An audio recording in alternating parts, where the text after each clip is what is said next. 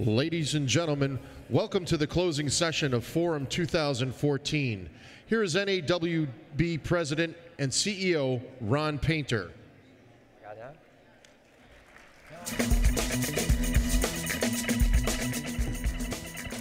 Good morning. This is great.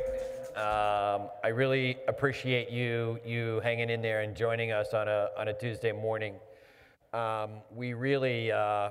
We have some good stuff coming at you. I'll talk about that in a moment. But first, I want to say thank you, for your not only being here this morning, but being here over the last few days. You've been most kind in offering comments about the forum. We need to hear those comments back. But truly, it would get pretty boring if it was just Bridgette and Terry and Josh and Marty and I hanging out together and Jan Bray talking if you didn't show up when we opened the doors. So I want you to give yourselves a round of applause. You've been a great.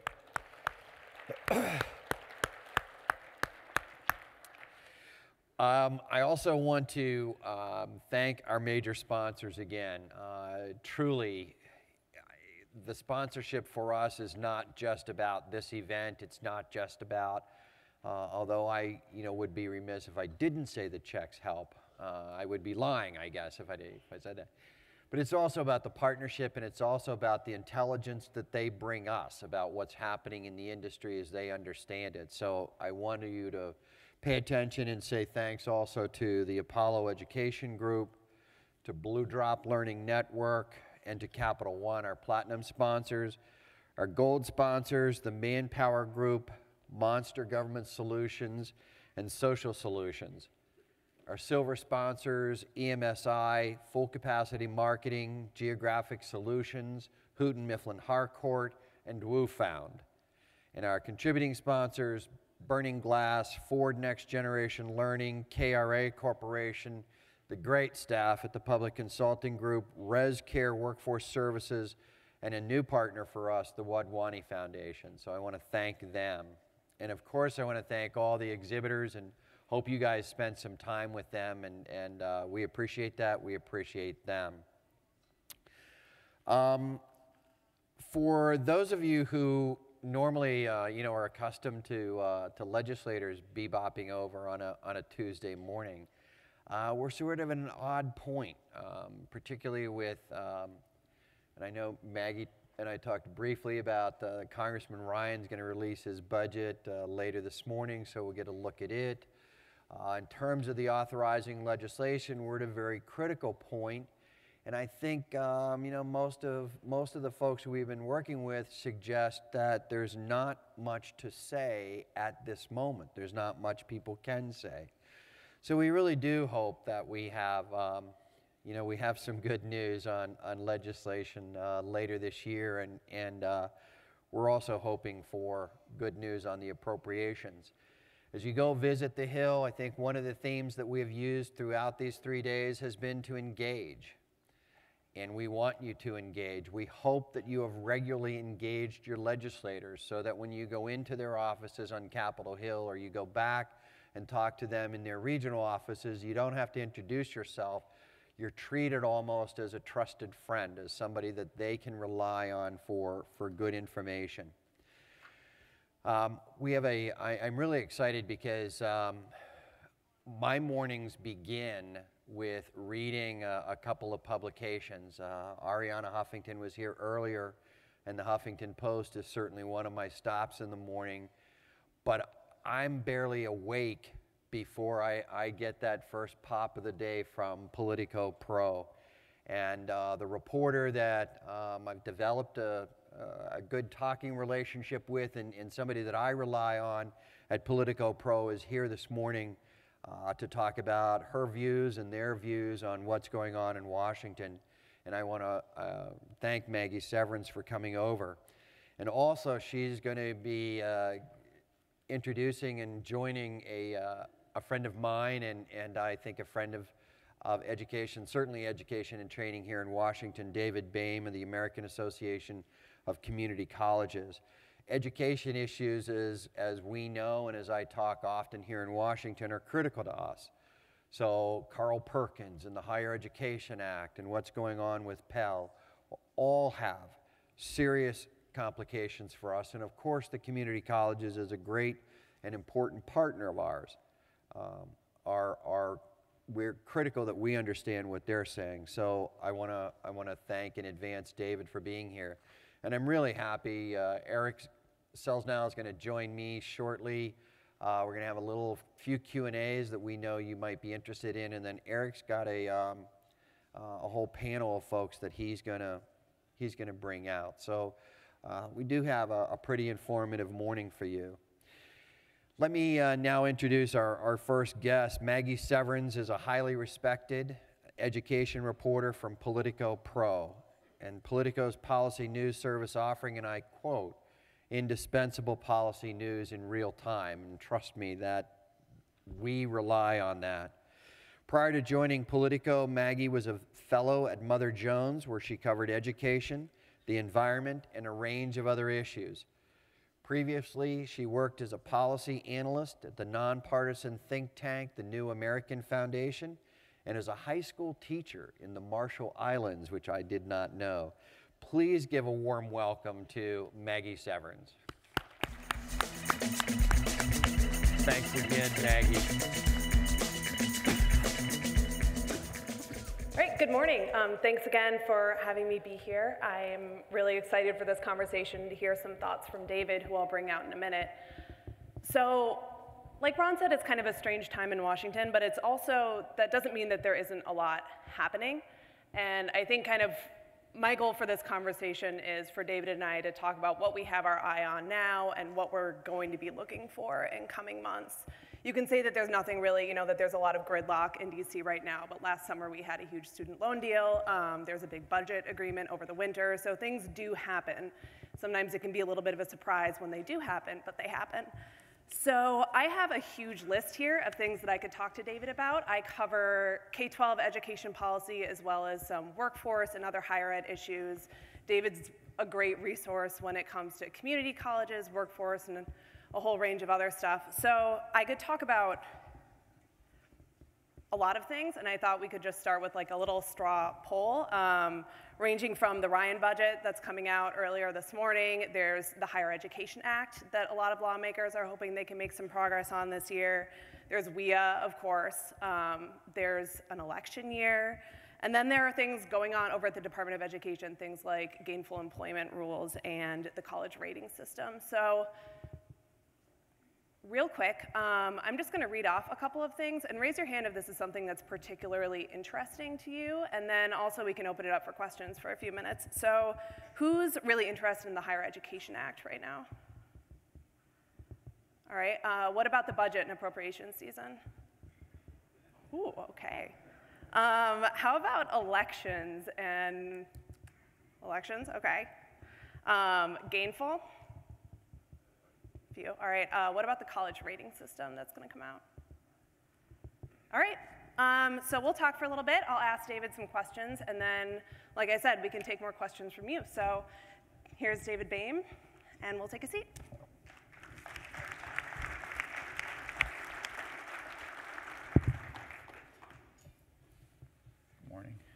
morning. Great, these work. All right, so David, thanks again for being here.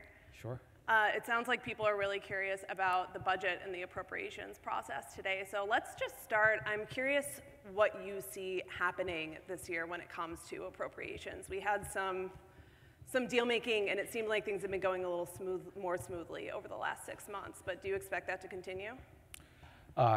Before I answer that question, Maggie, I do want to just thank Ron for having me at this meeting. My association that represents the community colleges works very closely with this organization, and Ron's a great leader here in Washington. He does everything well except for talk. You know, that's his one shortcoming. He's sort of always at a loss for words, you know, in public settings. But other than that, he's just a fantastic guy. So I do want to just express my appreciation for being here.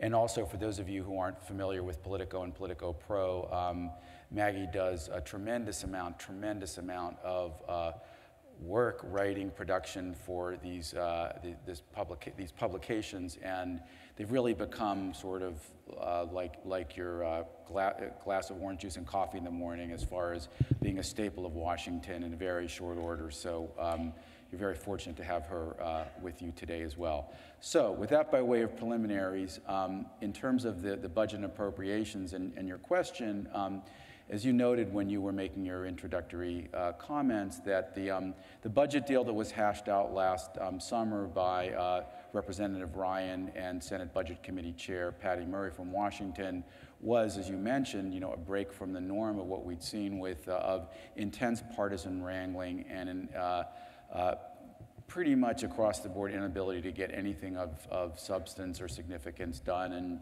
this Congress has been, in fact, the least productive in many, many years.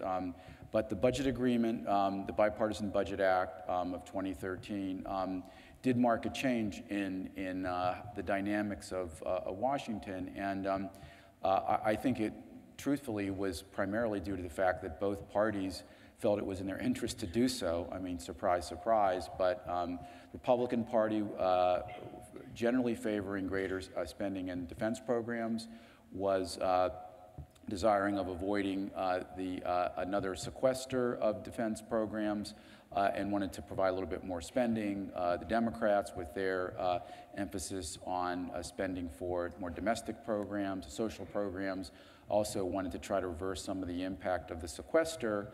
And so the two parties were able to hash out a deal.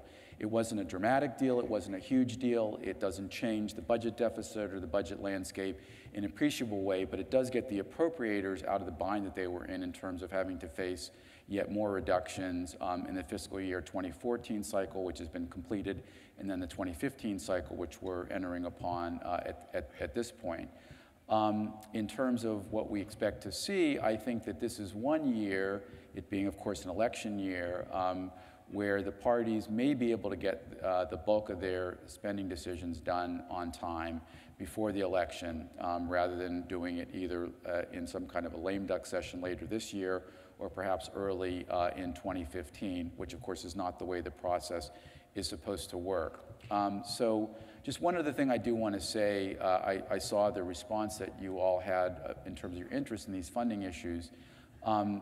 First of all, maybe say a couple things. First of all, it's great that you're here advocating for the Workforce Investment Act and other programs, because we badly need support from the grassroots for these programs.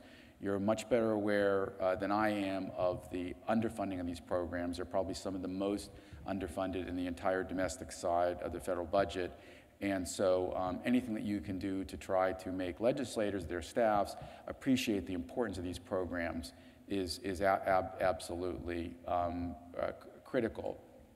And then the other point I wanted to make about the budget is simply that what we're dealing with in the little portion of the budget that's known as non-defense discretionary spending is really chump change in the scale of the budget. It's about 16% of the budget. The big deficit drivers, of course, are the major entitlement programs, Medicare, Medicaid, Social Security. Defense is about 15% of the budget. These domestic programs are discretionary programs are about 16% of the budget. So there's a lot of fighting that goes on over these discretionary programs. Those are the programs that are annually appropriated. But at the end of the day, don't let anybody tell you that the budget deficit or our spending problem as a nation is going to be addressed in a meaningful way through the appropriations process or through holding down the funding for the Workforce Investment Act or the Carl Perkins Act or what have you.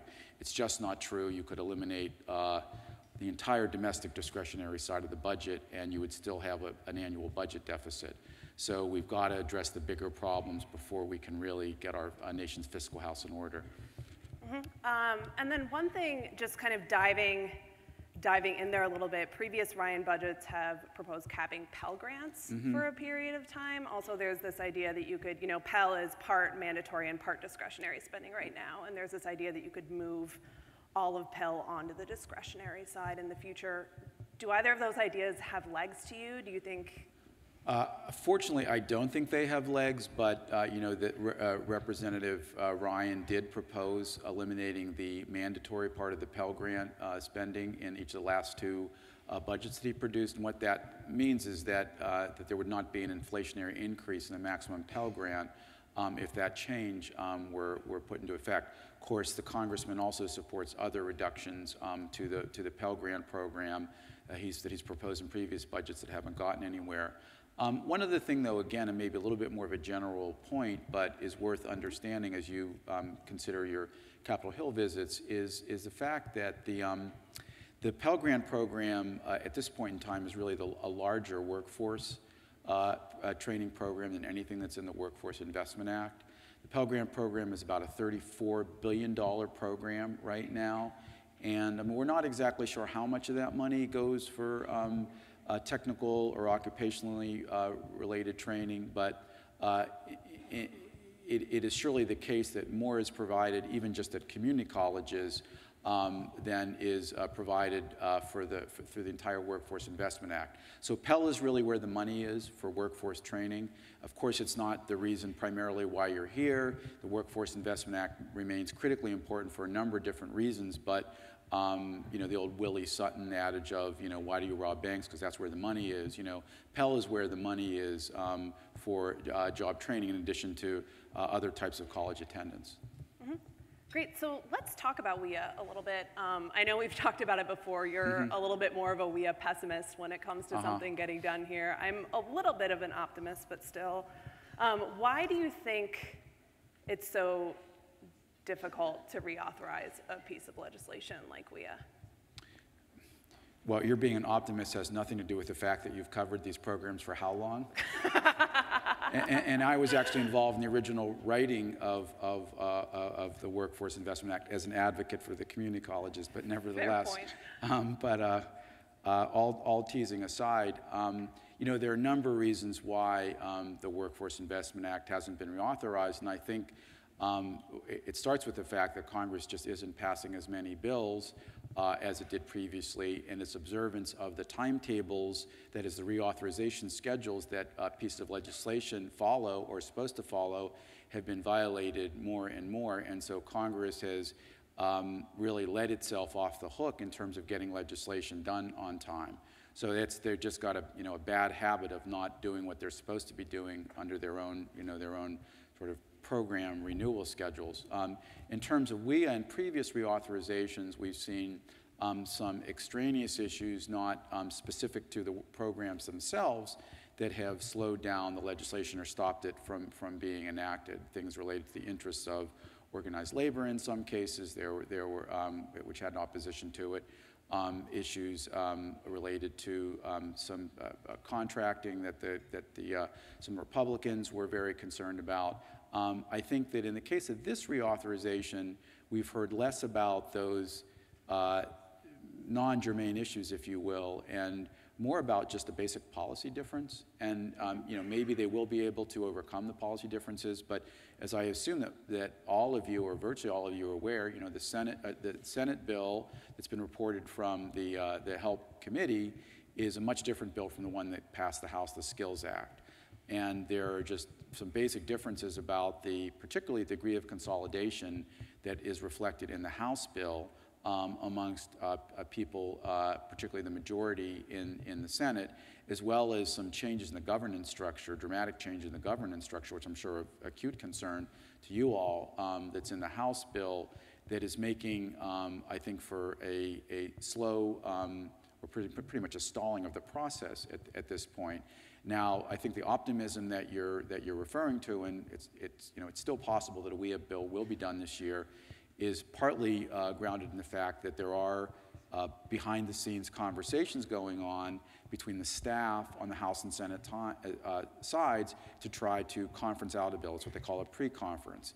And in the olden days, members of Congress actually used to get in a room together, the House members and the Senate members, and negotiate out the details of their respective bills. And that was always, for lobbyists, that was always a fascinating process because you'd get to see the members from the different chambers really engaging in some dialogue and some give and take and horse trading in public. That is rarely done these days. The way that things currently work is that the staffs basically work out all the agreements that they possibly can. There might be a few members left, issues for the members themselves to resolve. They generally do that in private session, and then they just unveil a compromise bill. So it's much more of a behind-the-scenes process than it used to be. The behind-the-scenes process at this point with WEA, we don't have a lot of details about it. I don't have a lot of details about it, but they've had a series of meetings. They're doing a lot of talking about it.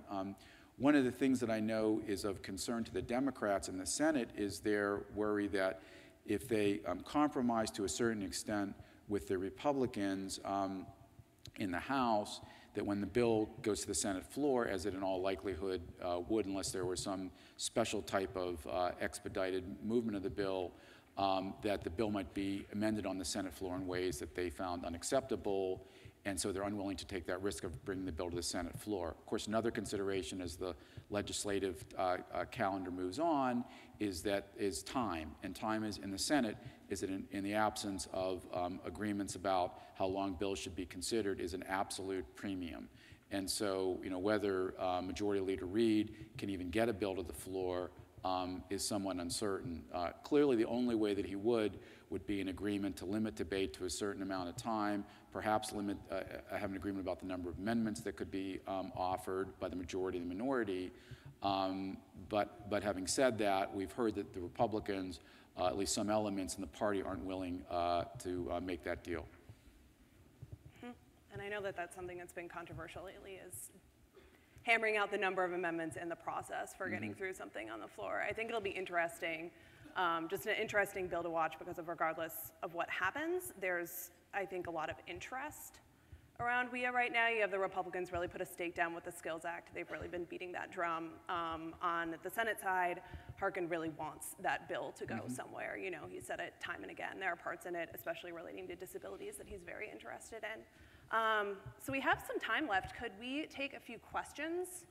Is there, I don't know if there's a mic somewhere. Can we see anybody out there? Can It's we very see? Yeah, bright we up can. here. I'm like, anyone have a question, or I will just keep asking them myself. Explain a little bit more about the Skills Act component and the controversy around it. Yeah. Sure. Well, the Skills Act is, it consolidates, and I don't know the number off the top of my head, but it takes a large number of programs, dozens of individual discrete programs in the job training area and consolidates them. So anytime that Congress, and that is very controversial, and the reason why is because each of those individual programs has a constituency that's built up behind it over time.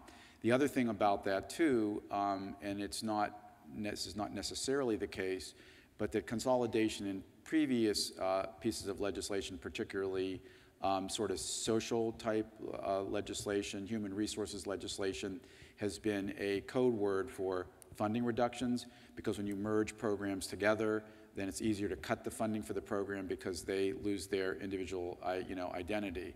So a legislator can say, well, get your money out of that larger, more diffuse pot. And so that's always something that the Democrats tend to be very, very leery of. And also because they're, in some cases at least, they're more tied to some of the special interest groups that got particular programs established in the first instance. Thank you.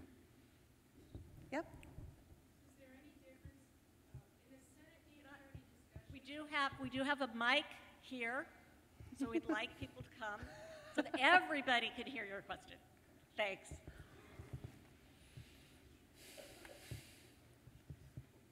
Oh, now you have to make a lap across the room to find the Yeah. mic. Sorry. All right. Do you hear any discussion on the Senate side about the difference between local control being considered the governor versus the county level? You mean in WIA? I'm not sure what you mean. I mean, it doesn't change the basic governance structure of the state board and the local boards, right? Yes, it does. Big difference. And this is a question from the local level. We wonder if people in Washington understand the difference between county definition of the regional boards versus the state and the governor definition of the regional boards. You know, I would imagine that would be an interesting thing to take to the Hill today. I think that there, you know, right now, like David said, there's a lot of pre-conferencing going on WIA, and it tends to be a little hush-hush that you can ask legislators, you know, what do you think about this in the House bill? What do you think about this in the Senate bill? And I haven't heard anyone bring that up as a big area of interest or thought, just based on my own reporting right now, but you don't, you know, it's hard to tell. But let me just follow up on that. So I mean, the states continue to have the authority to set the districts, the delivery areas under the Workforce Investment Act. So I just want to make sure I understand the point, please. Sure, and maybe my colleagues can help me here. In WIA, the counties define the regions and the governor approves it. In the Senate bill, the governor defines the regions. In the House bill, they have put language in that keeps the county definitions viable. Okay, gotcha. Other questions?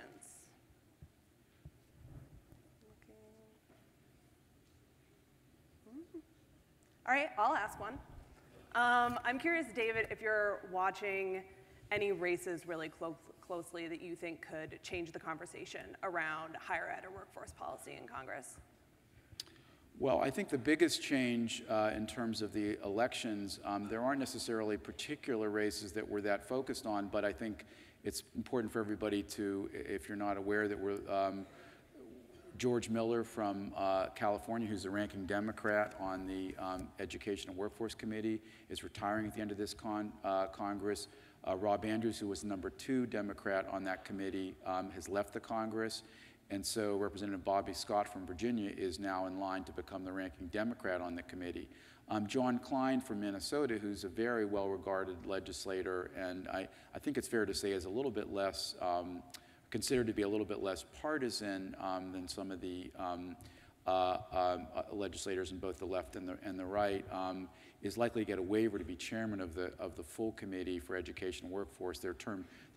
He would otherwise be term limited out from being chair of that committee. Some of you might have seen that Dave Camp from Michigan is leaving Congress. He has to give up in part his chairmanship of Ways and Means. But so we're going to have a new Democrat on the committee. We're going to assume that the House is going to remain in Republican control. I think where we're really interested is not so much in individual races in the Senate, but whether the Senate flips to Republican control. And you know, most people think that Republicans have a slightly better than 50-50 chance at this point in gaining the Senate. And if that's the case, then Lamar Alexander from Tennessee will be the chairman of the HELP Committee. And you know, he's somebody who is a really, I think, at least from our point of view, a really good legislator, extremely knowledgeable about colleges and universities, the complicated roles that they play, certainly community colleges doing workforce training along with you know, providing education for transfer and so on. So we think that if the Senate does change hands, and of course Tom Harkin is leaving the Senate, who's the current chairman of the HELP Committee, we think that if Senator Alexander becomes chairman of the committee, that in next Congress, that we'll probably be in a pretty good position to have access to him and have somebody who we can have, you know, a good conversation with about the issues that we care about. So those are the big things. There isn't a major workforce champion who's in danger of losing their seat in this election cycle. Of course, another thing is that Representative Kingston from Georgia is running for Senate, and so he's the current chair of the House Labor, Health, and Education Appropriations Subcommittee. He'll be leaving the House at the end of this Congress, so that's another change of importance. So let's say the Senate stays Democrat and Patty Murray takes on as chairman of HELP. Any thoughts on what she would be like as a legislator there? I think as positively I feel about Senator Alexander, I feel the same way about Patty Murray, because she's a doer. She gets things done.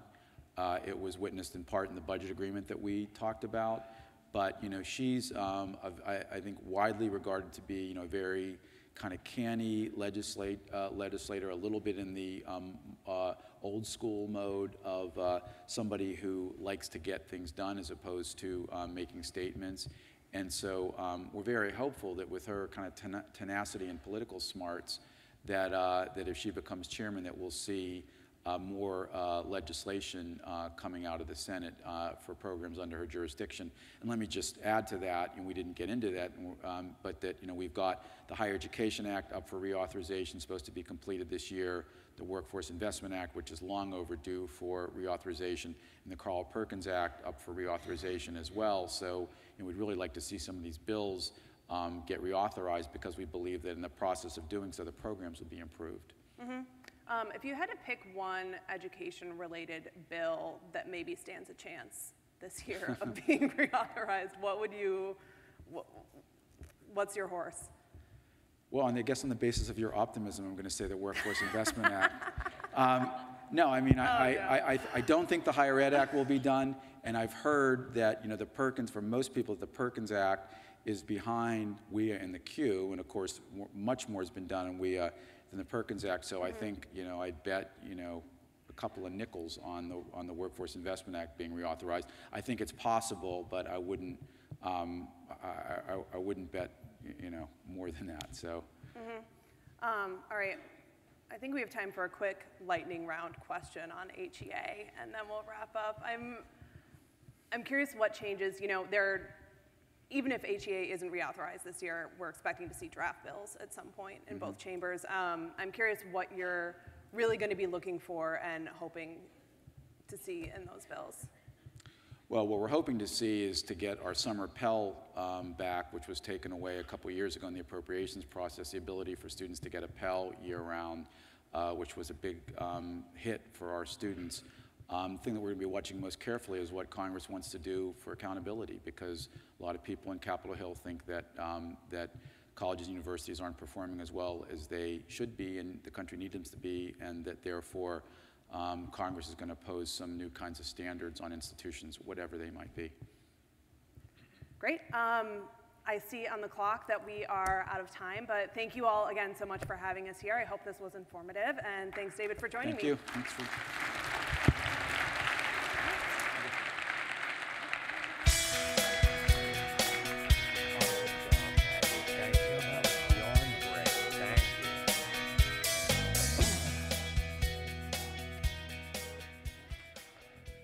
Maggie, David, thank you very, very much. That was great. David, your comments were way, way, way too kind. I don't know how to do this intro. Ladies and gentlemen, boys and girls, we're about to amaze you with, no. I want to introduce somebody that has probably as much experience in the system as I do. We've been around more than a week. We've been at he has been at the local level, he has been at the state level, and now it's really awesome to have him at the federal level, and we've developed a great relationship. I truly appreciate that. I want to say that publicly. Eric, thank you for everything you've done and the kindnesses. So, ladies and gentlemen, again joining us, please give a warm welcome to Eric Selznow, the Acting Assistant Secretary. Very nice. We're going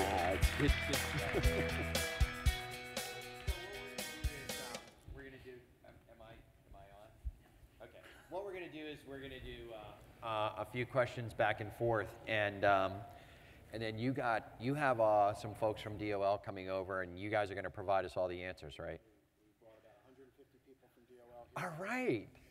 We're going to provide you some of the answers. Absolutely. So there's some things that you and I have been chatting with that kind of want to share with them, and the first is the president in the State of the Union said to the vice president, we need to do a review of federal job training. And I know that the secretary talked about it yesterday, that you all are providing a lot of input into the vice president. Tell us a little bit about, if you can, like the review process, what's the involvement? Sure, to the extent I can, because a lot of Yes, it we're working on. we It's a understand that. 6-month process. We're almost 2 months into this process right now.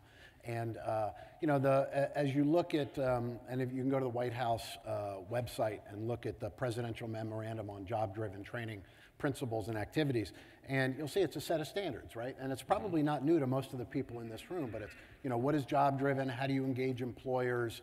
And what can we do to have a really true job-driven training system across federal agencies? So this is not just DOL and ETA's programs, right?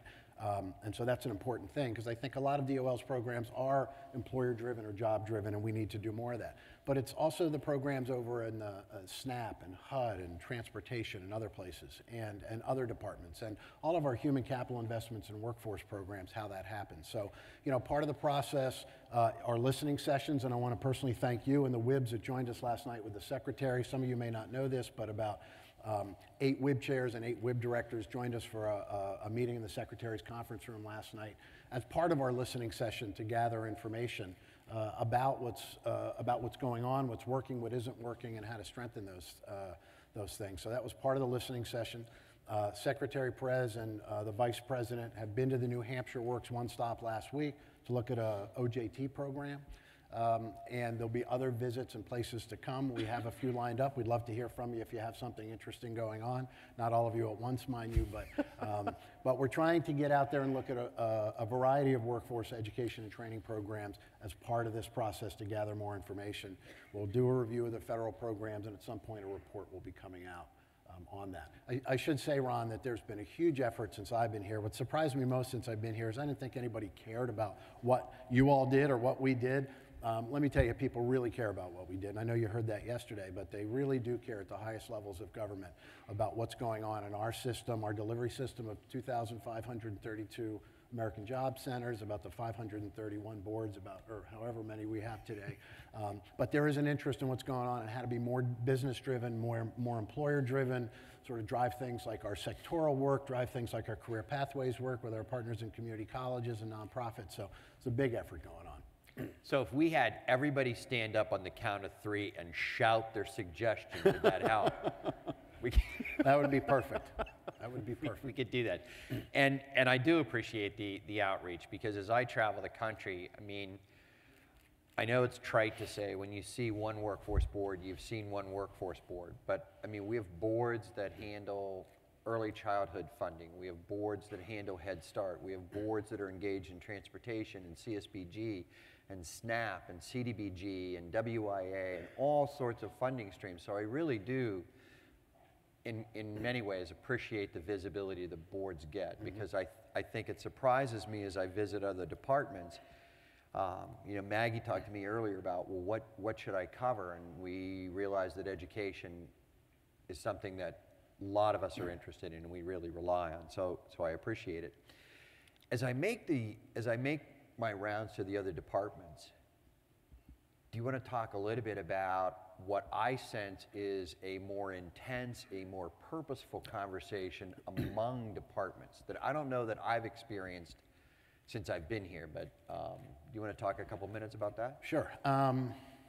So those of you who've worked with Secretary Perez before, and I look at our DOL Region 2 folks who, you know, Lanita and Leo, who worked with Secretary Perez when he was a labor commissioner in Maryland, he was all about imploding stovepipes. That's his favorite word, right? So what does that really mean, imploding stovepipes? Well, he means getting people around the table and trying to work together. And in Maryland, it was adult education in WIA, it was TANF in WIA. And he really believes that, and he's brought that same vim and vigor to his federal position. And he's all about blowing up stovepipes. And he's talked to the president and vice president about that and say, how can we do better? At the local level, it's really hard to collaborate sometimes. Some of it is personality, some of it is history, some of it is just the federal rules about how you can handle money. Hard to do it at state level, so why don't we be role models on how to collaborate?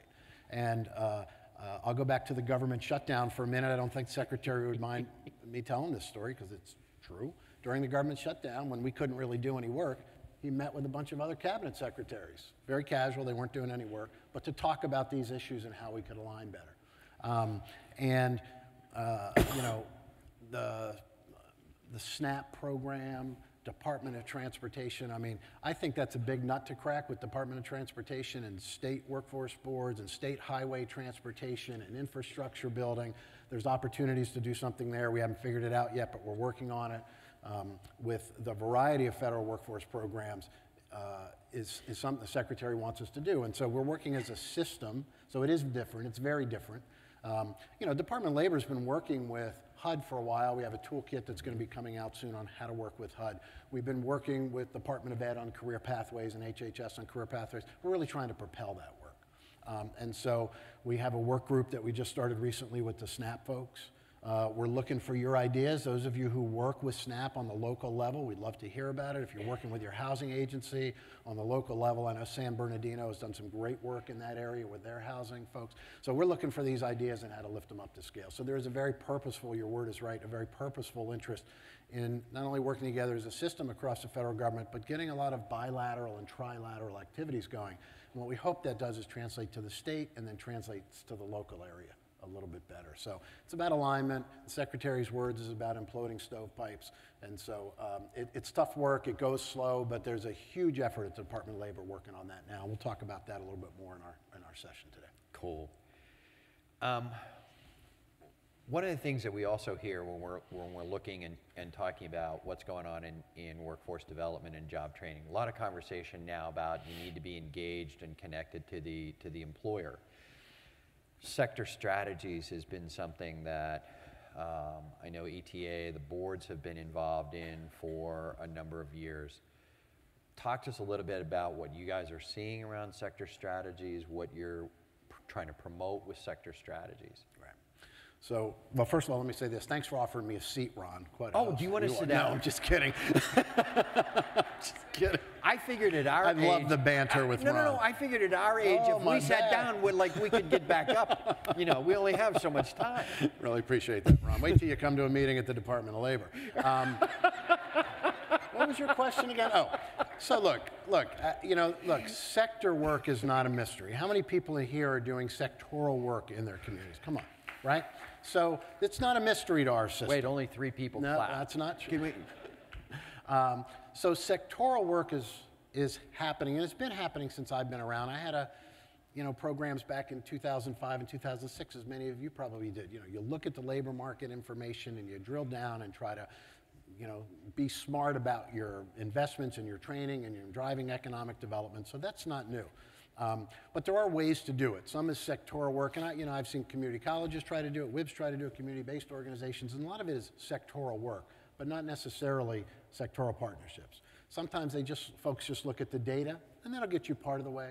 But the sectoral strategies part is the convening part, the convening power of what you all do by bringing 20 or 30 manufacturers together, or bringing 15 or 20 hotels together, or bringing 5 or 6 healthcare and long-term facilities together. So it's multiple stakeholders within an industry, a sector, a cluster, however you want to define it, and then having them through a series of convening and activities, really drilling down into where their opening is going to be and what their skills needs are, their hiring needs, and their credentials. So that's very purposeful, and it's hard work. And it costs money to do it. And sometimes people can figure out how to do it with their formula money, sometimes they can't. We know that's a challenge. We wish there was more funds in the system to drive that. But I think what we're trying to get people to think about is, in the President's job-driven vision, the President said in a meeting with the Secretary not long ago, how do we make it easier for job seekers and easier for businesses, right? And so that's a pretty simple goal. Simply stated, hard to do. But part of that is really drilling down on the business side more and more. I think we're pretty doggone good on the supply side with workers and assessments and triage and getting people to the right activity. It's sort of driving the business and driving that sector work we do. So, you know, we know it's a challenge. We would like to see more convenings. I think you're going to see in some of our grants a more purposeful language about partnerships, because we don't have to do it all and you don't have to do it all. I see great examples where WIBs lead sectoral partnerships. And I see great examples where WIBs are partners in them, where you don't have to lead them, where for a little bit of investment, time, effort, and funds, you're getting great performance outcomes as a partner. So we don't have to lead everything. I know there's pressure on us to do that sometimes, but sometimes we can just be a partner. Maybe the foundations are doing something, maybe a national fund site is doing something, maybe the college is doing something on a TAC grant. We can be partners in that. Or we can lead them. So, you know, the convening power that you all have, and particularly your private sector folks out there who sit on the boards, there's a lot of convening power, and we'd like to take that to the next level and like to support you to do that. You talked about sometimes you can figure out how to do this work through formula funds. Sometimes it takes other avenues. Do you want to talk a little bit about, I know you and I exchange a lot of conversation about waivers and about flexibility. Do you want to talk a little bit about really. that? No, not really. Okay. No, I don't. All right. Well, that's all right.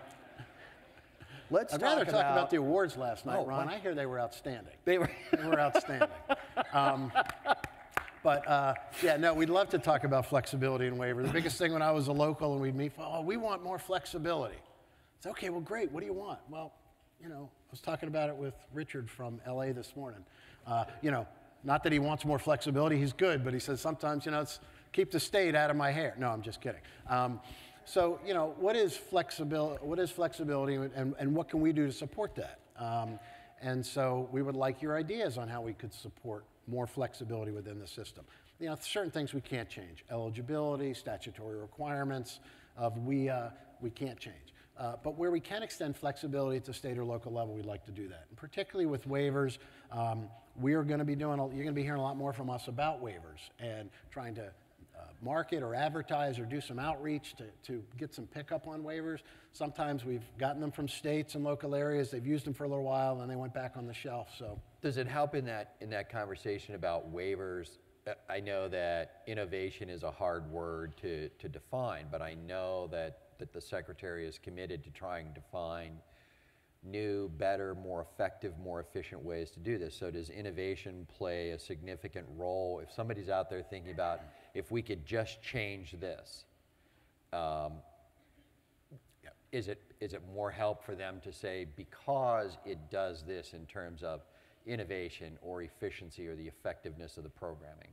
I mean, the short answer is yes. We'd like to see that. Those things go hand in hand. Sometimes it's innovation. You know, waivers I see as tools to help get you there maybe, but it depends what it is, what we can change, what we can't change. I know some of you have mixed feelings about waivers, and that's fine. So we'd like new, fresh ideas about what we could do with waivers as well. But you know, if I could just talk about innovation, or as the Secretary would say, incubators of innovation that are going on. And we had the great pleasure to have a workforce innovation grant convening last Thursday and Friday at the Department of Labor. Some of the folks are in here. Three Rivers was there, and Angela from Florida. And they're where? Three Rivers from? Three Rivers, I don't know, in another state far, far away.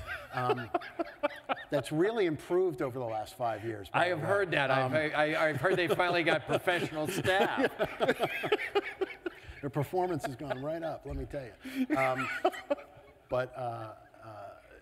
What was I talking? Innovation. So we had the Workforce Innovation Grantees there, and they are driving some very interesting things. I call it bleeding edge, not just cutting edge. And you know, what we're trying to do with that, and what we hope to do with a lot of our programs, is sort of, you know, is it a promising practice? Is it a best practice? Is there some evidence base around it? Is there some research and evaluation that can inform the rest of folks here to say, hey, this is a way you should be going in the future? This is, you know, we already know that work-based learning works, right? Work experiences for youth, on-the-job training, apprenticeships, we know those work, and there's an evidence base behind that.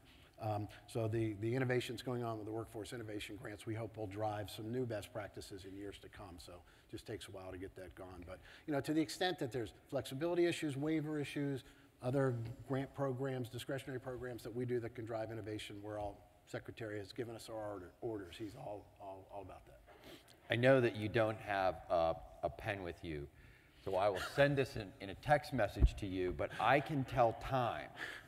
See, they have that timer down there. So I write that down. Painter can tell time, among the few skills that he has.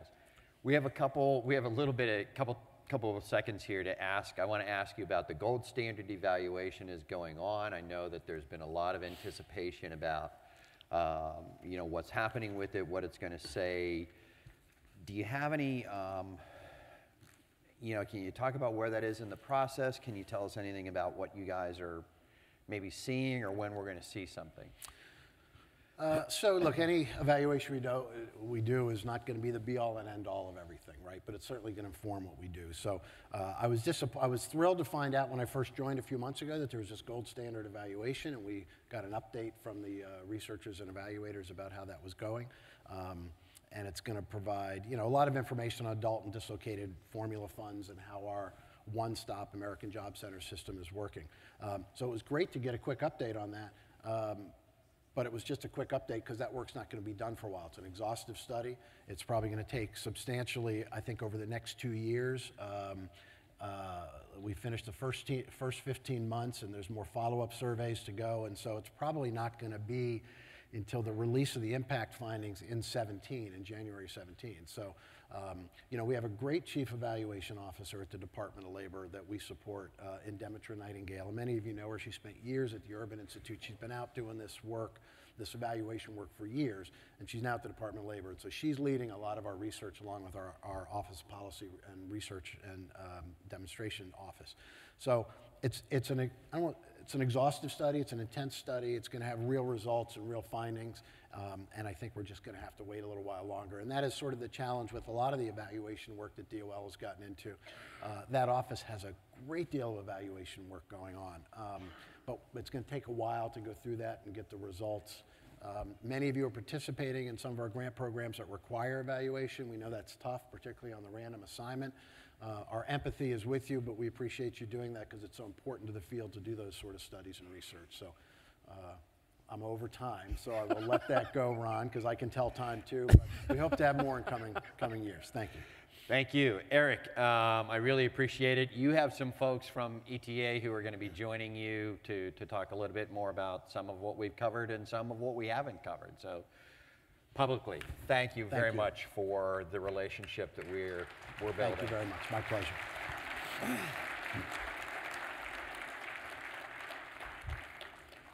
Well, that was fun, Ron. Thank you very much. Good morning, everybody. So we're just going to spend an hour or so. Hopefully you can stay here. If you got to go up to the Hill, do your business. That's very important. But I'm glad so many of you have stuck around today, and I'm pleased that the Department of Labor is here and participating in this, and that we're here so deep with our very deep bench. So everybody who is here with the Department of Labor, could you just stand up for a minute? Kathy Tran, that's you too. That's all of our folks here. And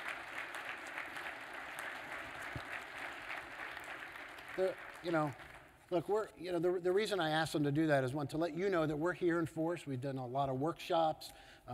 We had some WIBs meet with the secretary last night. We're interested in getting connected more with the work that you do, since we fund so much of it. But you all are doing the work every day, and you inform us, and we need to stay informed, and so that's why we're here today. And the secretary was all over that and said, yeah, let's go out, and my staff's all over that, our staff at ETA. And it's not just ETA that's here. We have other offices here, and DOL is working on a lot of things: wage and hour, minimum wage issues, worker safety.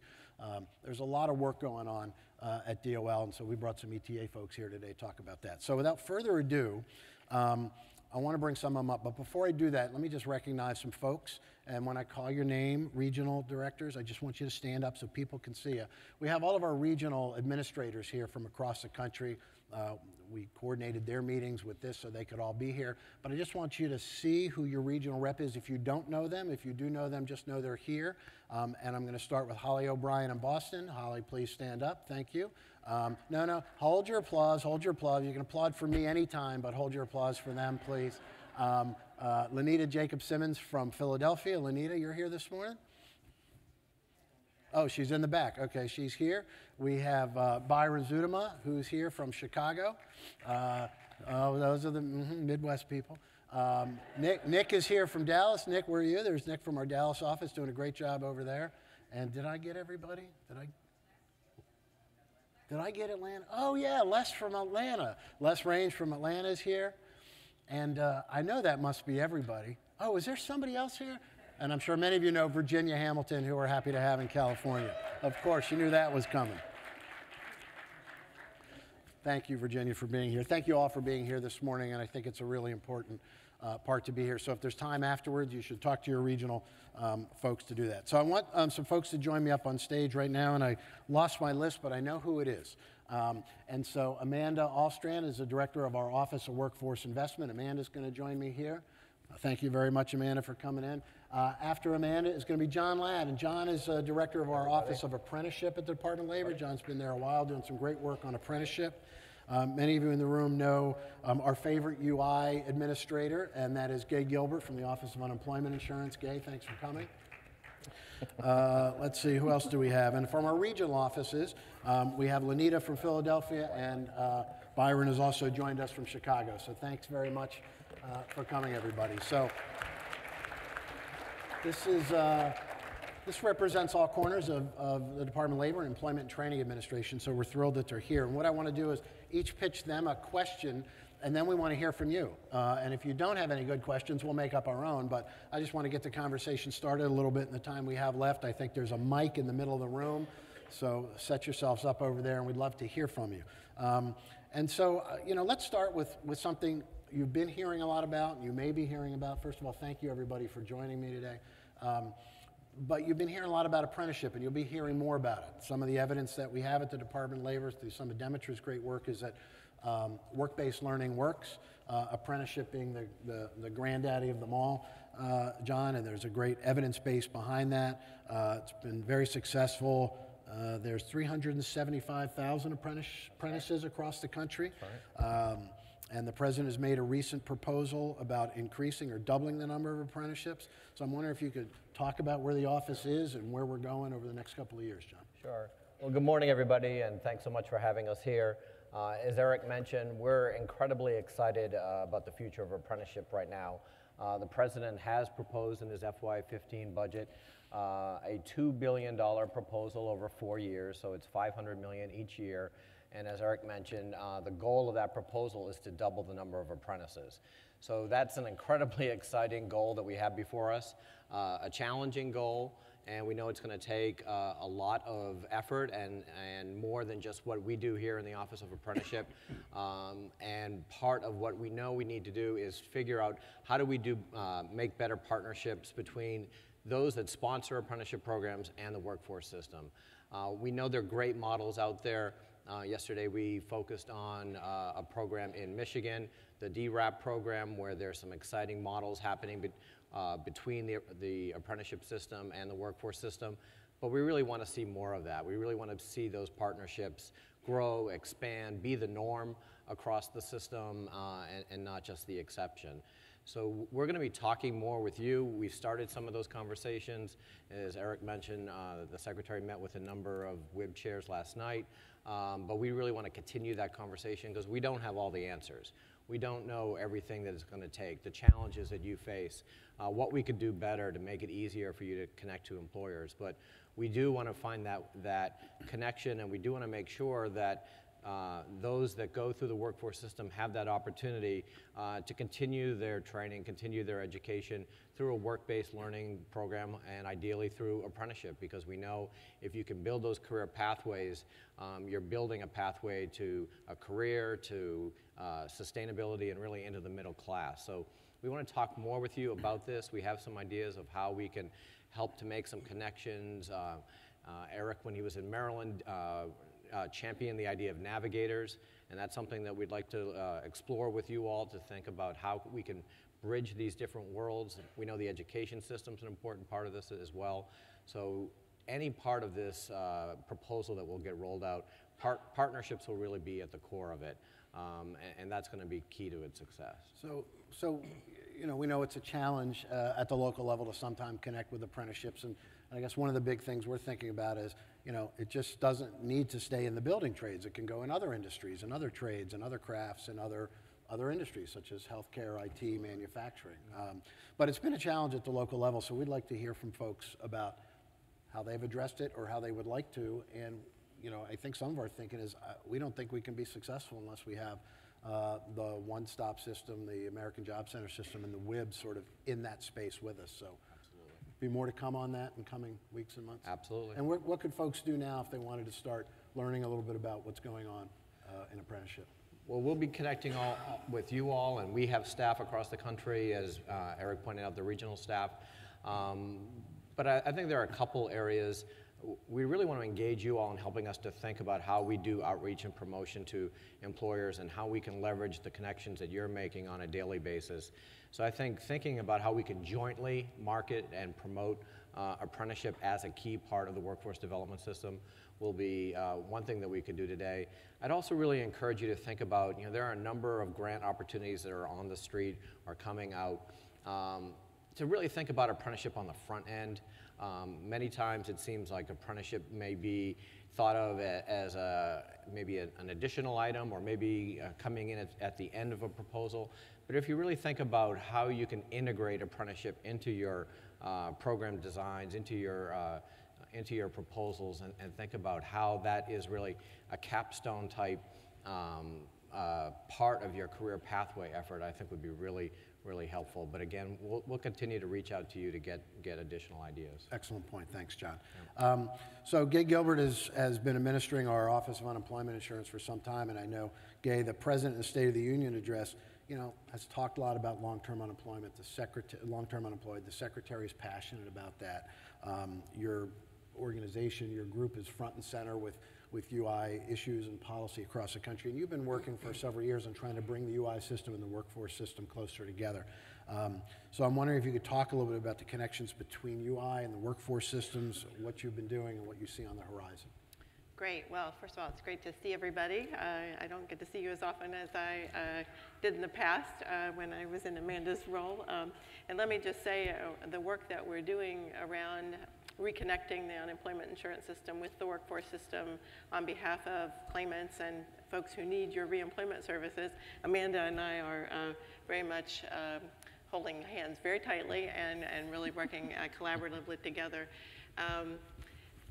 The work that we have been doing actually has started probably 4 or more years ago at this point to really begin to think through a new vision for how we do bring claimants back into the workforce system, given the fact that most of them file their claims remotely. We have, as many of you may know, a reemployment and eligibility assessment program that serves a small percentage of claimants to help move them, brings them into the American Job Centers to connect them with your reemployment services.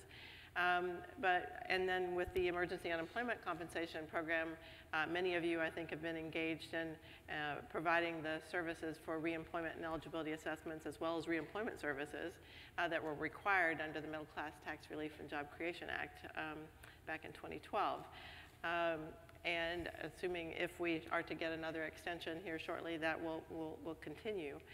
Obviously, with a big focus on trying to prevent, these people are in the Emergency Unemployment Compensation Program are long-term unemployed and clearly need lots of attention and support in moving back to the workforce.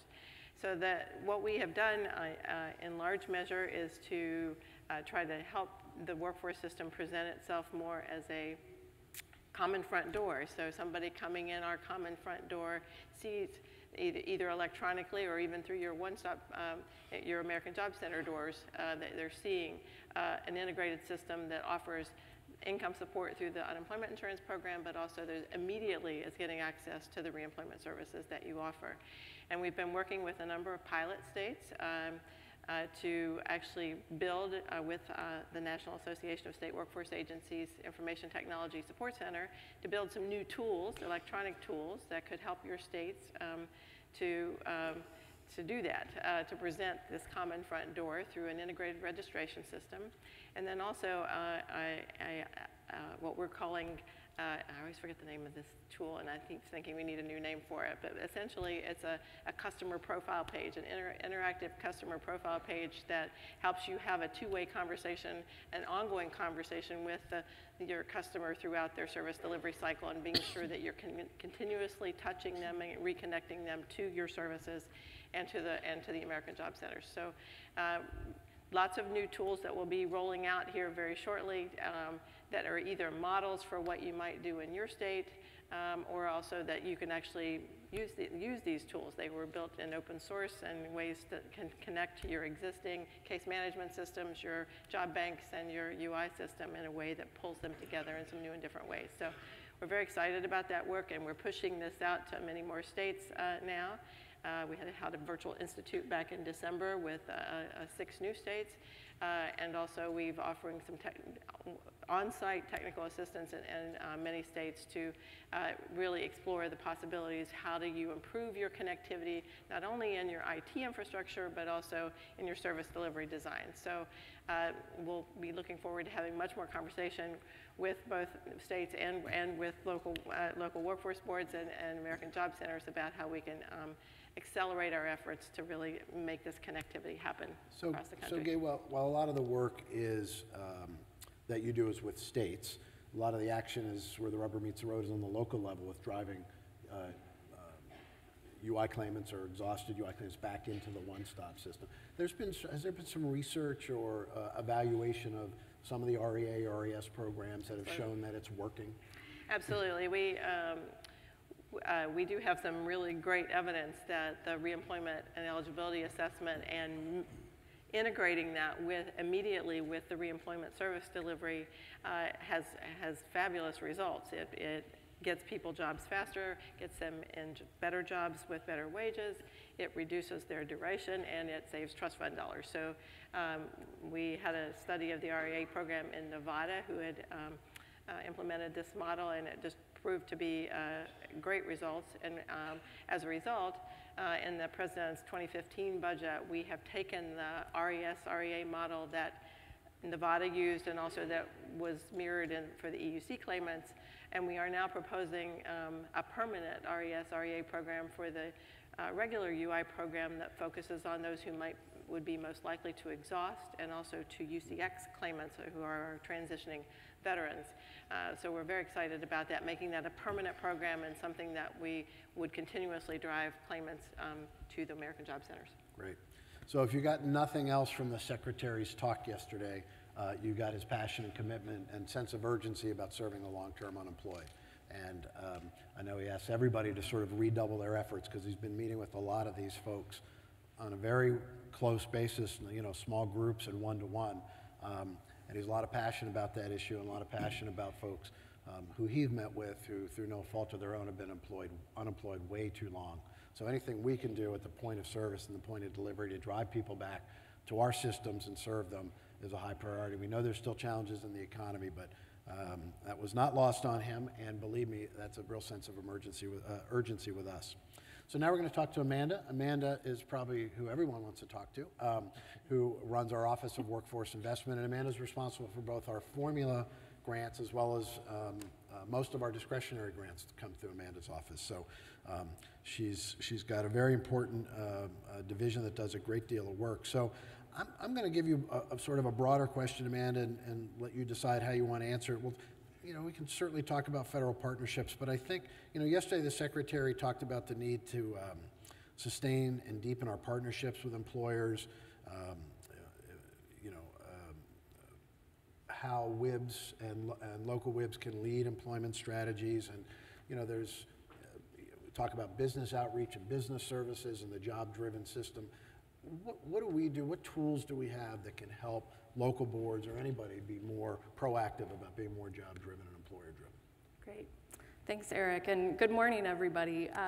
I think I'm going to start out by answering that question with a quick little commercial.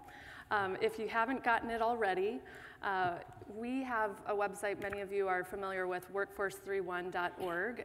We've been in the process for a little while to update that, and it's going to become workforcegps.org. That is our primary technical assistance delivery tool from ETA. That's where we host all of our webinars, our toolkits, our communities of practice, our conversation boards, et cetera. So later this spring, early summer, we will be launching the new site. If you go to Workforce 3.1, it will redirect you there, so you don't have to worry about that. But we wanted to start getting the word out to you all here at the NAWB conference, and appreciate your participation and feedback on the new site once it's up. But I think that's where I would start in terms of thinking about resources that are available for you as you're looking to expand your job-driven efforts. I mean, we definitely recognize that workforce investment boards led by business across the country have been working on this for many years, and we want to enhance that and assist it where we can. We're always open to feedback from you about, especially around technical assistance tools that would be helpful for us to provide from the federal level. We know your resources are tight, and where we can facilitate sharing what works in one place with others across the country, we're particularly interested in that. But on Workforce 3.1 now, if you put in the search field business or business engagement or employer driven, you'll find a few things I want to note. One is an employer toolkit that has a whole series of curriculum that you can use for your business service representatives. Another, if you put that in, is a Workforce System 101, which sounds kind of basic, but as you have new board members and are bringing people up to speed on how WIA works, how the governance works, and the different roles that your local boards and state boards can play, there's a great 101 there, curriculum that might be helpful for you. I would also point to our careeronestop.org website. Right at the top of that, there's a business center, which of course has a lot of resources for business to do a workforce profile, to help with job descriptions, to do research on salaries and benefits of similar occupations, all of those things. So there's a lot of tools out there, and I think that's where I would start as you continue in this journey to make your boards and your system more job-driven. Excellent, thank you. Last week we had the Workforce Innovation Grantees in town. Secretary was able to attend that for a lengthy period of time, and I'm just wondering if there's any other things we're learning from some of those workforce innovation grants that you could share with folks, maybe some things that are not top of mind that some of those groups are working on. Sure, and I know some of you are here in the audience or here at the meeting this week. Yesterday I had the chance to get to know one of the grantees a little more closely, the Newark Workforce Investment Board. And they're doing a project where they're bringing together the different data systems that make up the workforce system at the local level. So they realized that they needed a better look at the data in order to inform their decisions to better serve their customers, both job seekers and business, to better use their resources, make their work more efficient and effective. So yesterday, the Newark team and last week was in town. They talked about this grant as a game changer for them.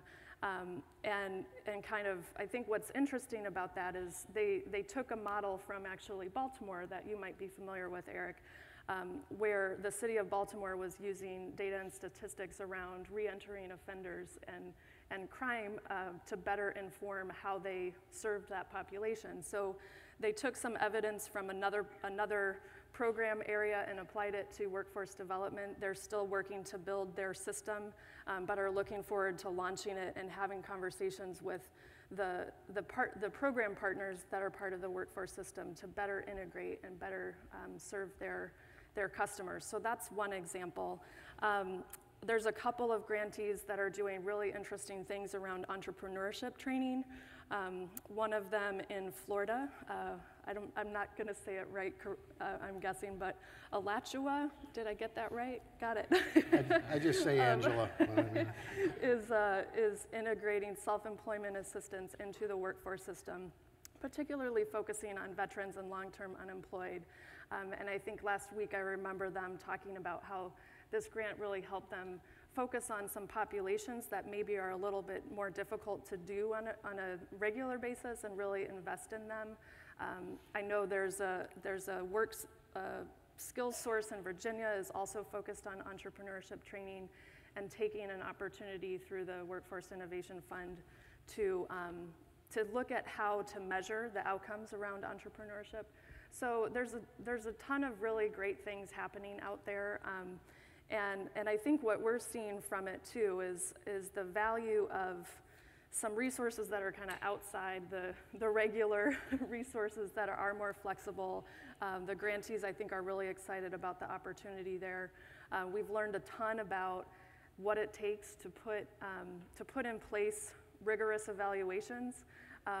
Our field needs more of those, and it does take time, it does take effort, it does take help, but we're getting there, and that's great. And I think it's also helping us see the value and time it really takes to focus on capacity efforts as well as service delivery, so kind of that combination of things. Great, a lot going on. Yep.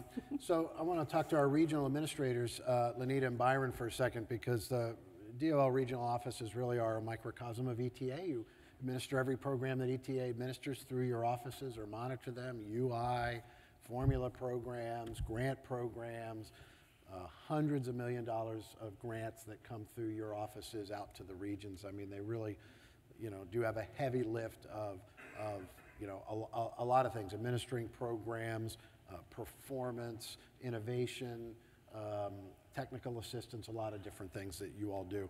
And Lenita, if I can go to you first, from where you sit in the regional office, what do you hear from the system? What do you see going on? What are some innovations or interesting things? I joined you for a regional administrators meeting a couple of months ago and was pleasantly surprised at all the interesting things happening in your region. So I wonder if you'd chat about that for a minute.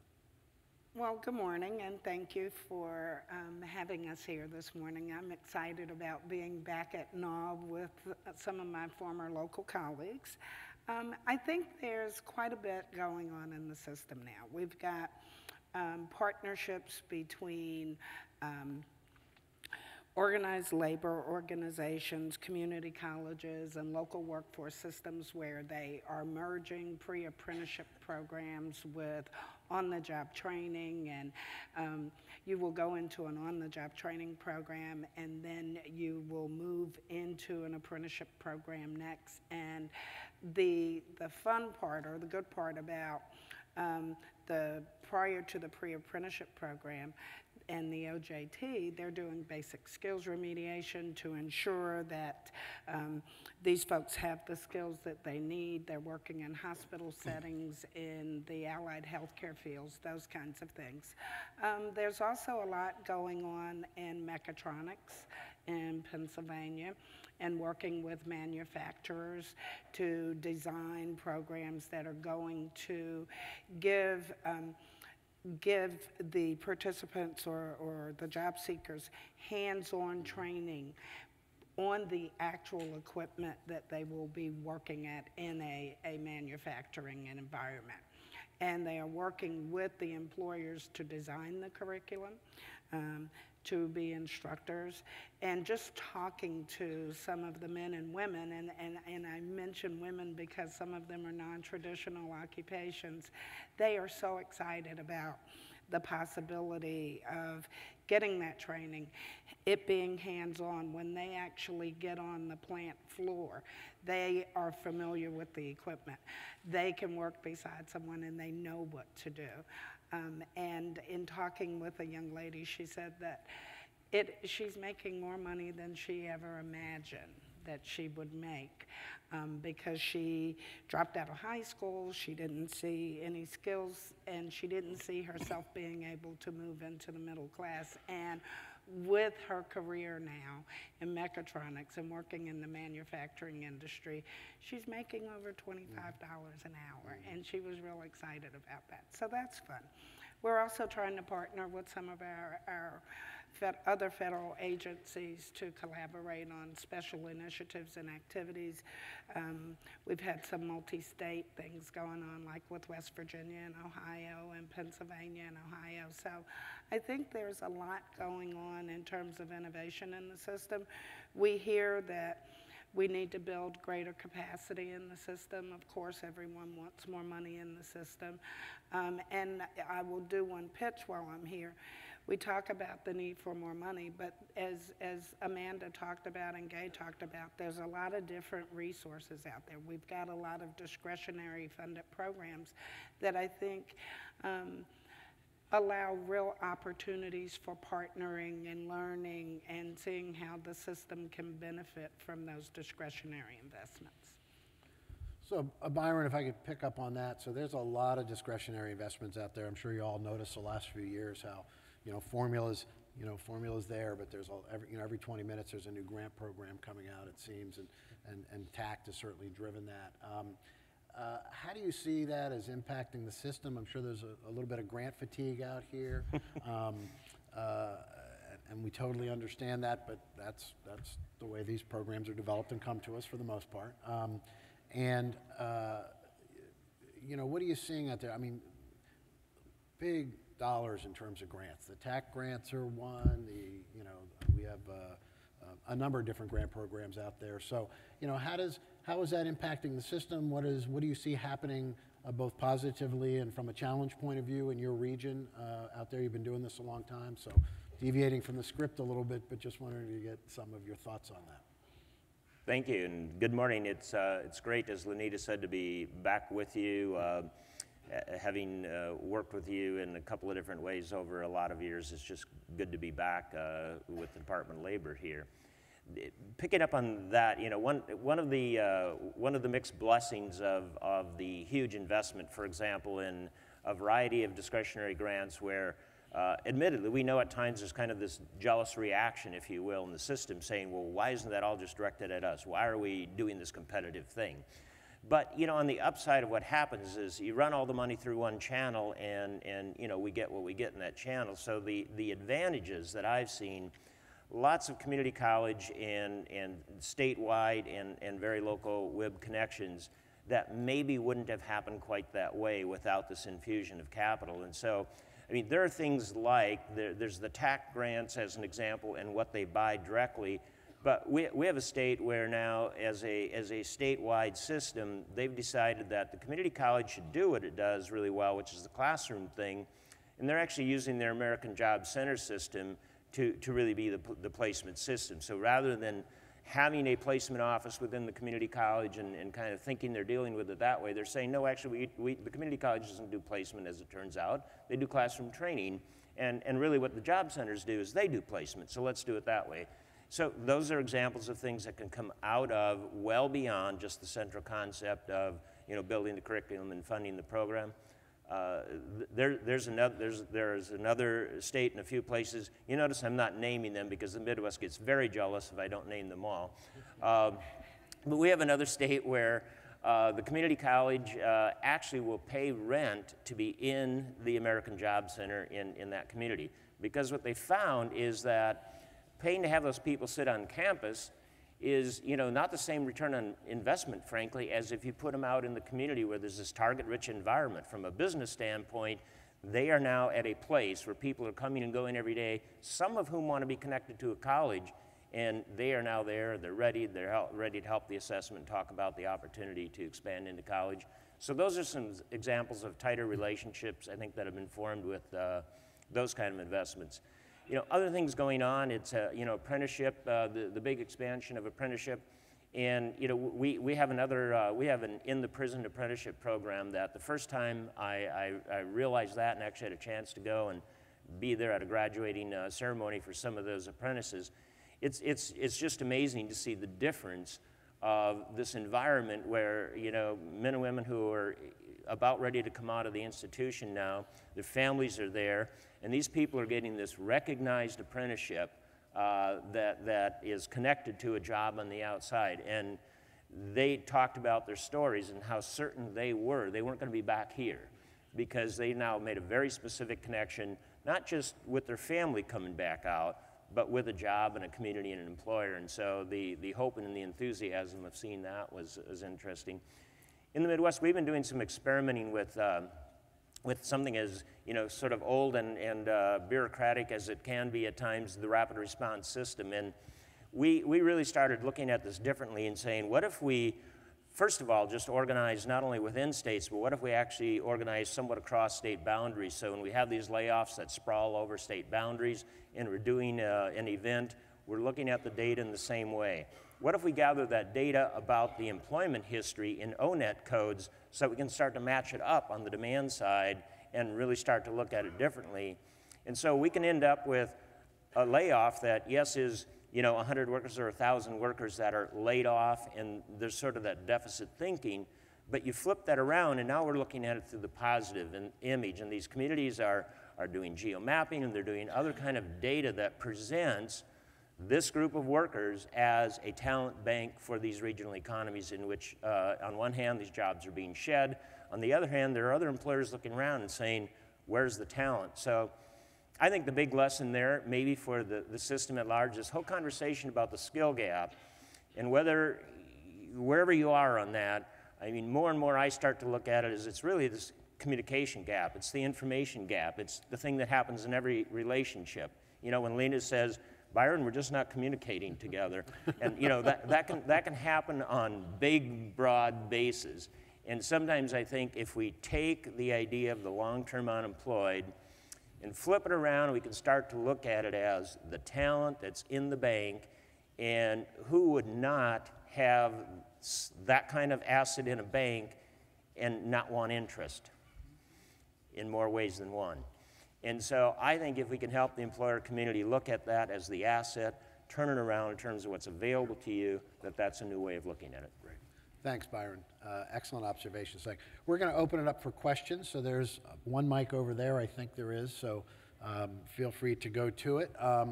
While we're waiting for questions, I just want to follow up on one of Byron's comments, and it's about the discretionary grants and TACT in particular. I know some of you are front and center, full partners with your trade assistance, trade adjustment assistance, community college and career training grants, TACT, the worst acronym in the United States federal government, are TACT grants.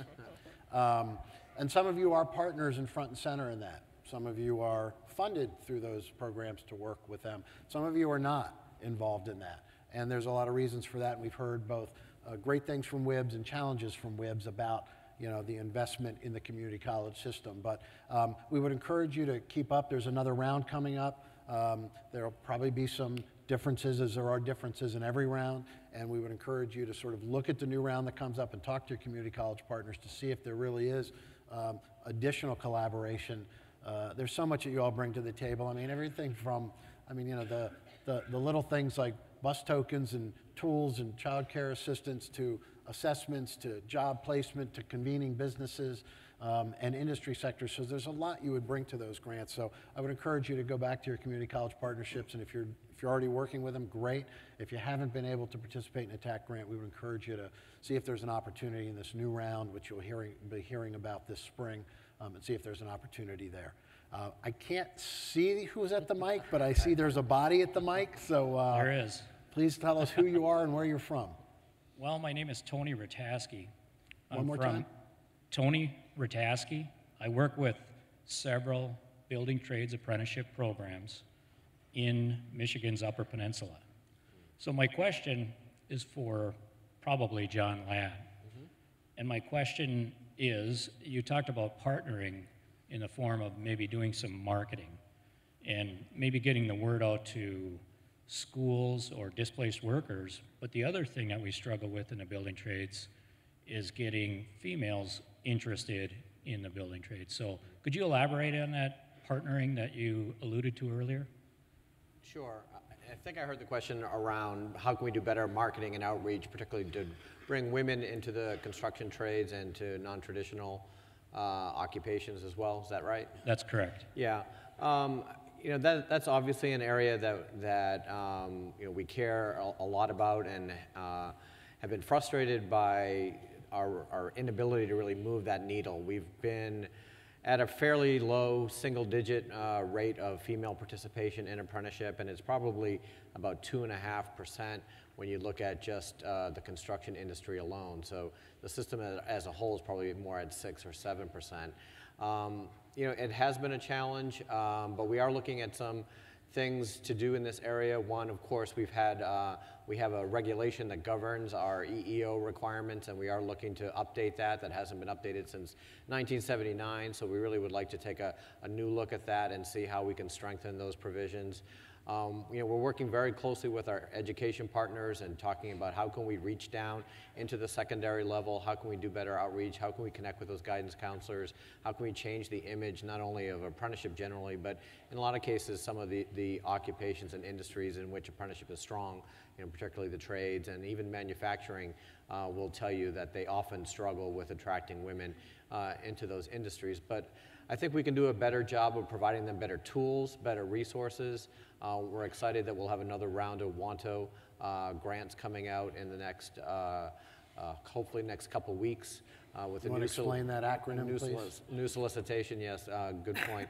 WANTO is a $1 million grant program. It's the Women and Non-Traditional Occupations program.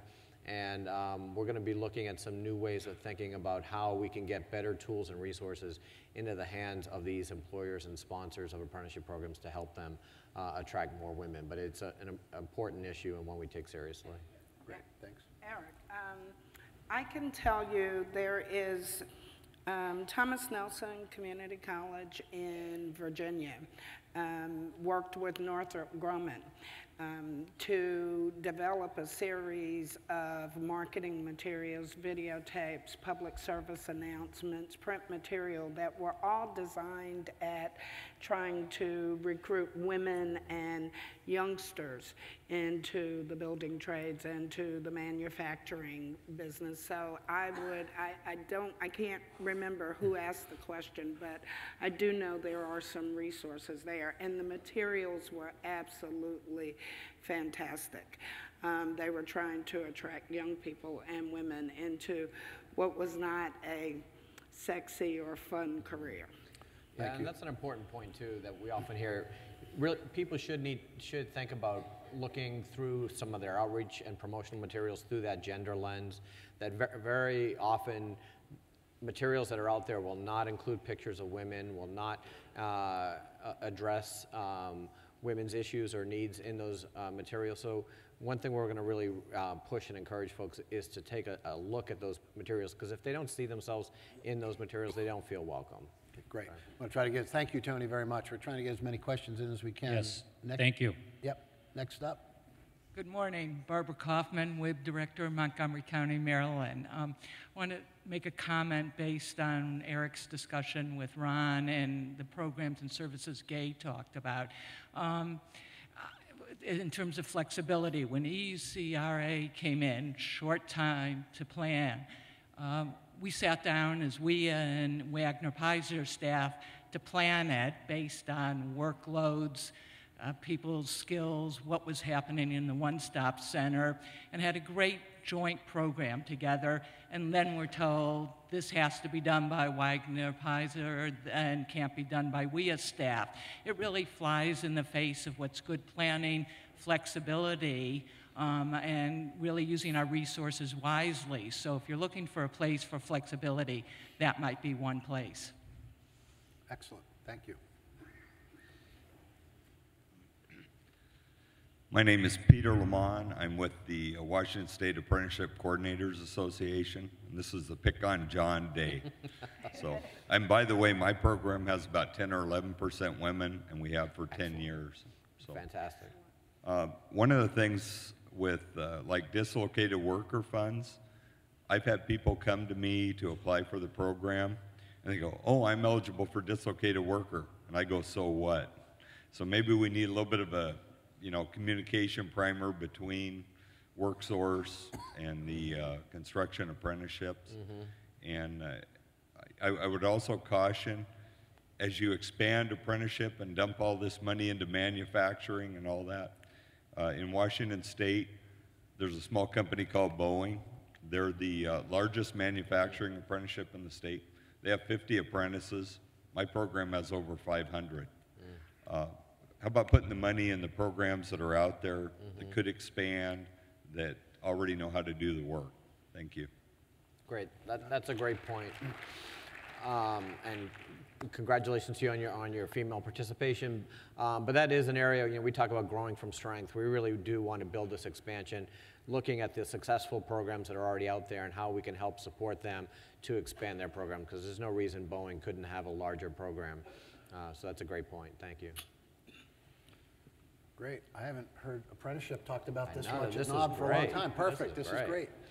So I consider this. Can you speak up? We're having trouble hearing that mic, by the way. Sure. Angela Pate from well, we're now called Career Source, Florida, all over the state. So this is Celebrate John Ladd Day. So glad to see apprenticeships get where we always wanted them to be in the big picture. My question is, the length of time of apprenticeship programs and what you see going forward in terms of flexibility of how we can design them, and how a lot of programs are developing apprenticeships, but they can't be formally recognized apprenticeships, and how we can incorporate more short-term targeted activities in apprenticeships. Sure. No, that's a great point, and we hear that a lot, that people think that because the building trades generally have these 4 or 5 year apprenticeship programs, that every apprenticeship program has to be that long. Industry tells us how long their apprenticeship program needs to be. Our minimum requirement is 1 year, and even with that, we've opened up the ways that you can complete an apprenticeship to move away just from only having a time-based program to now you can have a pure competency-based model, and you can have a hybrid of the two. So in theory, you could have a 1 year competency-based apprenticeship program if that's what industry says they need. We're not the experts. We don't say an apprenticeship program has to be X, Y, or Z long. We listen to industry. We put out the request to industry. We get feedback, and they tell us how long the program should be and what's appropriate. So, you know, these are one of those myth busters that I think we need to do a better job getting the word out that somehow, you know, apprenticeship is too rigid or too long and it doesn't work. Apprenticeship is industry driven, and it's industry owned because they fund these programs. So what works for them, as long as it meets our minimum requirements, we'll work with industry to be as flexible as we can. It is the ultimate sector strategy, if you will, and it depends on the industry. So there are different ways to skin the apprenticeship cat. I think what's important also to know is we don't have all this figured out yet, right? We have, you know, the Secretary has asked John to reform the way his office is organized and managed. Well, we've got a little bit more funding, but not much. And we're trying to do our own internal reform so we can have a solid foundation for the future to get these apprenticeships going. So we have a lot of work to do on our end, and really do value your input as we try to put these things together. And, you know, John's talked about everything from electronic tools to marketing and outreach to how we strengthen our state and federal apprenticeship program and our own capacity internally to do this, right? So we have some capacity challenges too that we're trying to address, as you probably do as well. So next question. Hello, I'm Rod Blackburn from Wichita, LWIB chair and also an employer. As an LWIB chair, I'm excited to hear that you're putting some more money in apprenticeships and those kind of things. As an employer, I really want some incumbent worker.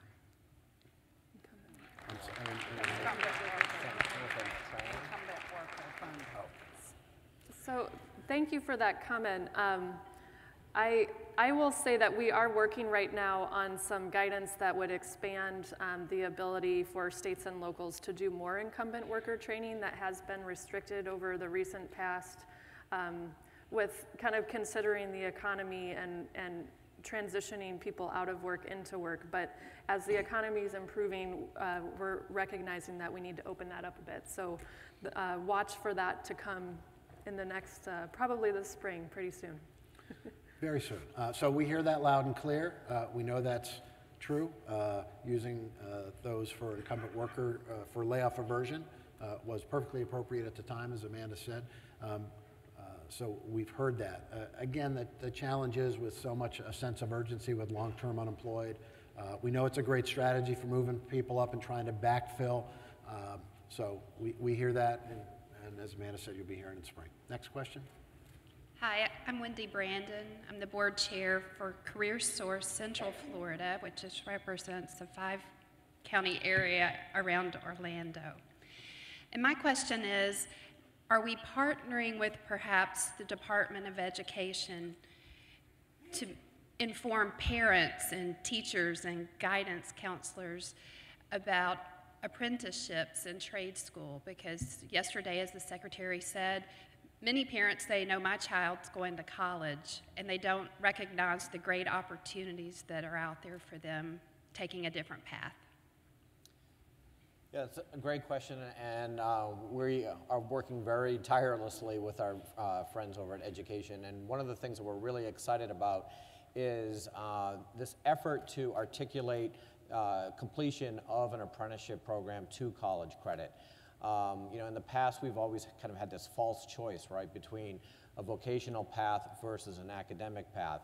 What we're finding is many of the apprenticeship programs are already working out articulation agreements with community colleges so that apprentices who want to continue their education can. And so we're working with Education to figure out ways that we can do this on a national scale, and we're hoping to roll out very soon what we're calling, probably we need a better acronym as well, but we're calling it the RAC. It's the Registered Apprenticeship College Consortia. But it will, Another terrible acronym. Another terrible acronym. We need to work on our acronyms at DOL. But we're really excited because this is kind of a game changer for us to be able to talk about apprenticeship as post-secondary education, apprenticeship as a pathway to post-secondary education. And for many of these apprentices, their employers are going to pay for their continuing education. So they're going to move potentially from high school into an apprenticeship and then be able to continue their college education.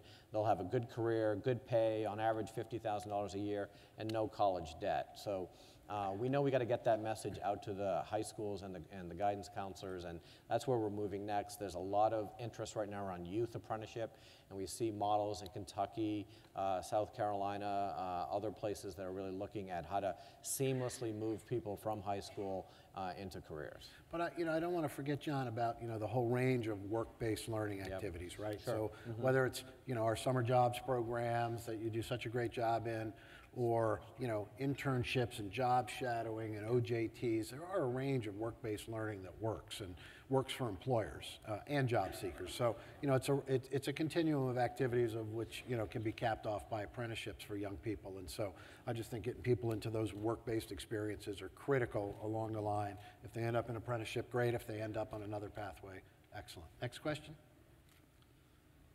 Yes, my name is Robert Frost. I'm from Riverside County, California. For the apprenticeship programs, Lynette brought up the issue of dealing with collaboration between the community colleges, the labor apprenticeship programs, and also the K through 12s. I'm glad that was brought up. There's not a whole lot of funding to go into the K through 12s with the pre-apprenticeship programs.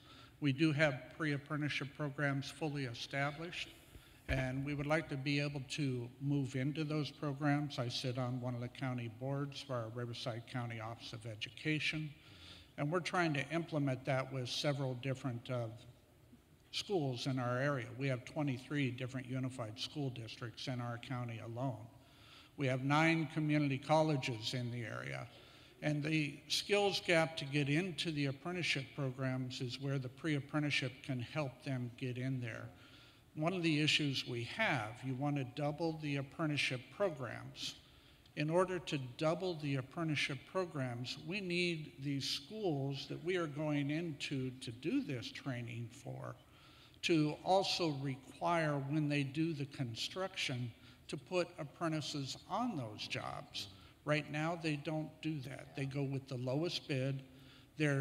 Thank you for bringing up the veterans, because helmets to hard hats, we are proud of the relationship we have with them.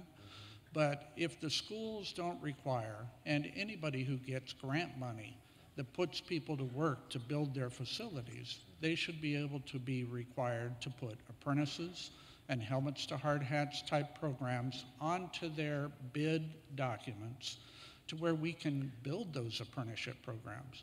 We have 145 people in our union, the IBEW in Riverside, that has over the age of 50. This year, we brought in 175 new apprentices. In between the joint program we have with San Bernardino County, we have over 500 apprentices in our program. We would love to make that 1,000 apprentices, because that would show the community that we are working as a joint effort. Great.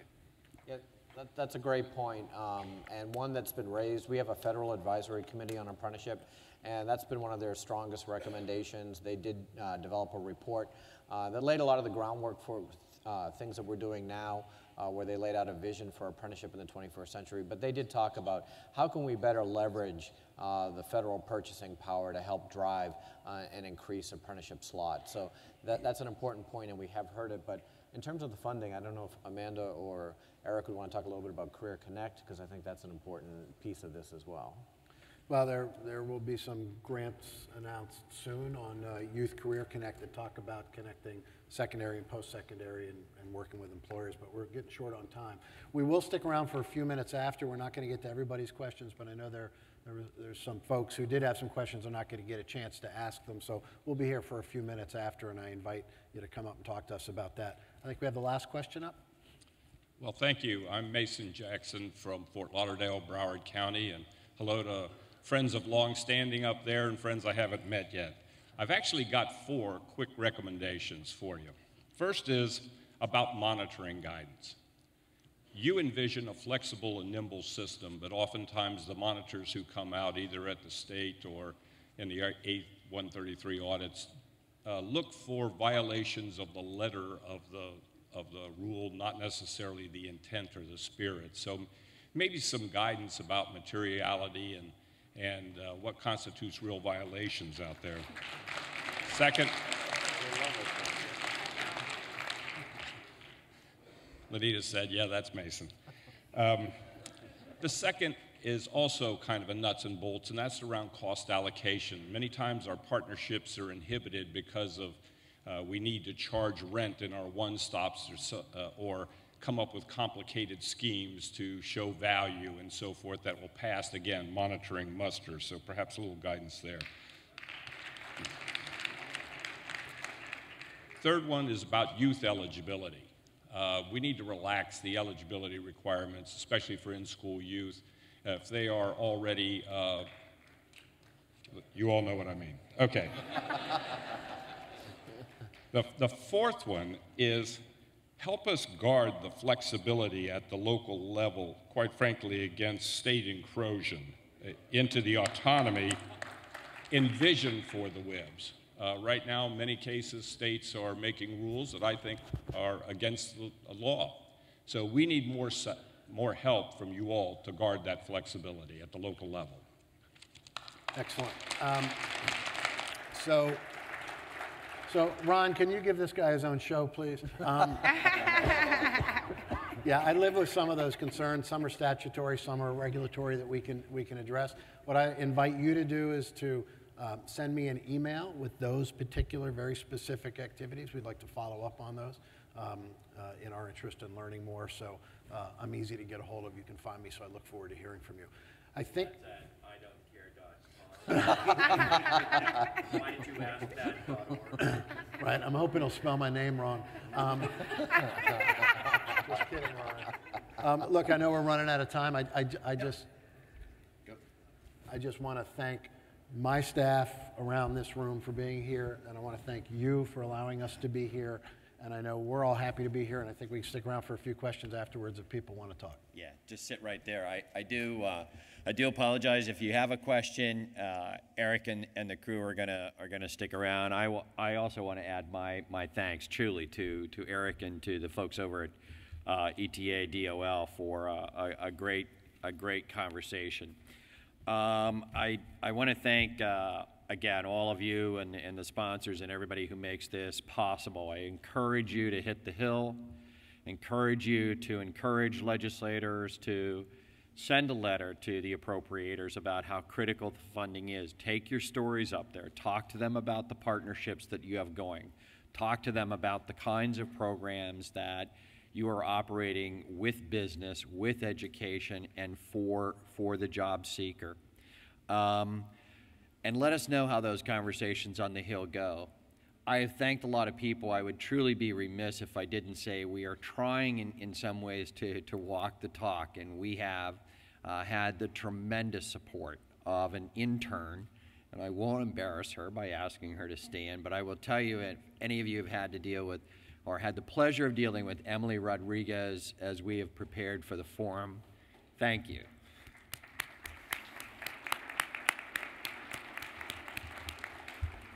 A great job. And finally, or I guess almost finally, again, they're going to be here if you have a couple questions, Eric and his crew. Hopefully we will see you, that we've convinced you to join us again in 2015, March 28th through the 31st. The What Next sessions are next. For those of you who couldn't get enough, we redo the forum starting tomorrow morning at, no, I'm just kidding. I see people like from the board just groan. No, I want to thank you. If you have suggestions for us, please let us know. What's next sessions? Hit the Hill. Questions for the folks from ETA. From me, thank you. It is truly my honor and my pleasure to serve as your president and CEO. Thank you.